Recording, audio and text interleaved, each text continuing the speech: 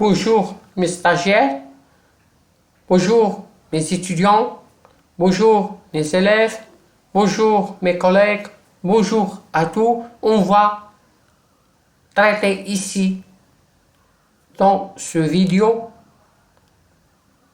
de l'analyse financière ou bien le diagnostic financier et bien spécialement une séquence très importante, c'est l'analyse par les ratios.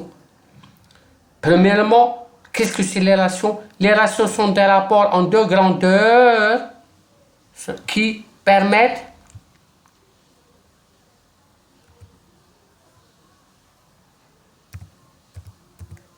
de mesurer le poids de chaque masse par rapport à l'autre, mais d'une façon homogène en se basant sur les volets suivants: financier, l'autonomie financière, l'endettement, etc. Économique, évolution du chiffre d'affaires et ses composants, le volume de charges et son évolution, la fiscalité, etc.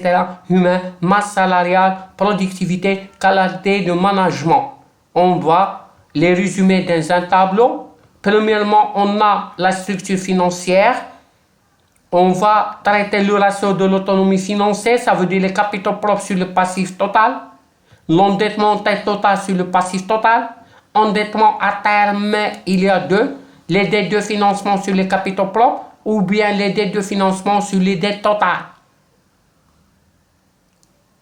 Les dettes totales, ça veut dire les dettes à long moyen terme, les dettes à court terme. Les dettes de financement, ça veut dire les dettes à long terme. Il y a la capacité de remboursement des dettes à terme. Il y a les dettes de financement sur la CAF, résultat d'exploitation sur les charges financières, la CAF sur annuité de la principale de la dette plus charges financières de la période précédente. Il y a dette totale sur la CAF, il faut qu'il est inférieur ou égal à 5 ans. Il y a deuxième chose, la liquidité. Il y a liquidité générale, liquidité réduite, liquidité immédiate. Liquidité générale, ça veut dire l'actif circulant, ça veut dire les stocks et les créances, plus les trésors actifs sur le passif, sur le passif circulant, plus et trésorerie passif, ça veut dire les dettes à court terme. Mais la liquidité réduite, il faut éliminer l'actif moins le stock, ça veut dire les créances plus les trésors actifs sur les dettes à court terme. Liquidité immédiate, ça veut dire la trésorerie active sur les dettes à court terme. Il y a un autre actif, la gestion du besoin de fonds de roulement. Il y a la rotation des stocks qu'on veut calculer, bien marchandises, stock moyen multiplié par 360 sur achat revendu de marchandises.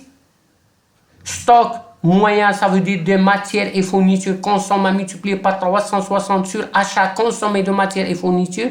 Et il y a produit fini, il y a un stock moyen multiplié par 360 sur le coût de production. Ça veut dire la rotation de stock suivant le type de stock.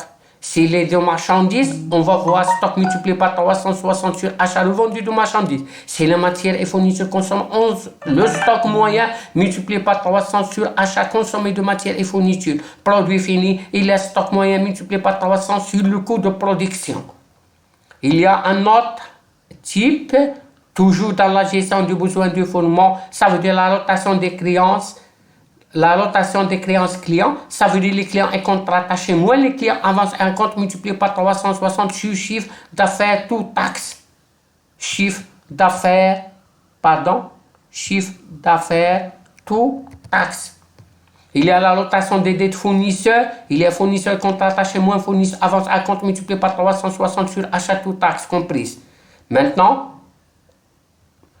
il y a un autre cas, ça veut dire la rentabilité. Il y a toujours trois rentabilités, comme vous le savez: la rentabilité d'exploitation, la rentabilité économique, la rentabilité financière. La rentabilité d'exploitation se calcule de trois manières: bien la marge brute sur vente de marchandises hors taxe, ou bien l'excédent brut d'exploitation sur chiffre d'affaires hors taxe, ou bien le résultat d'exploitation sur chiffre d'affaires hors taxe. Et la rentabilité économique se calcule sur l'excédent brut d'exploitation sur actifs économiques. La rentabilité financière, c'est le résultat net sur le capital propre. Et la productivité, de l'exercice, productivité du personnel, productivité des immobilisations. d'une part, les productions se calculent la valeur ajoutée sur la production de l'exercice, production du personnel, c'est la valeur ajoutée sur effectif, la production des immobilisations, c'est la valeur ajoutée sur immobilisation brute d'exploitation. Il y a enfin la répartition de la valeur ajoutée. Il n'y a pas de l'État, pas de personnel, pas de bailleurs de fonds, pas des actionnaires, pas de l'entreprise. Pas de l'État est égal impôt et taxes plus impôt sur le résultat sur valeur ajoutée. Pas de personnel, ça veut dire charge de personnel sur valeur ajoutée. Pas des bailleurs de fonds, ça veut dire charge d'intérêt sur la valeur ajoutée. Pas des actionnaires, ça veut dire dividende sur valeur ajoutée. Pas de l'entreprise sur l'autofinancement et valeur ajoutée. بالنسبة l'interprétation هادشي نشوفوا un autre vidéo إن شاء الله ونتمنوا يعجبكم. Merci de votre attention et jusqu'à prochaine.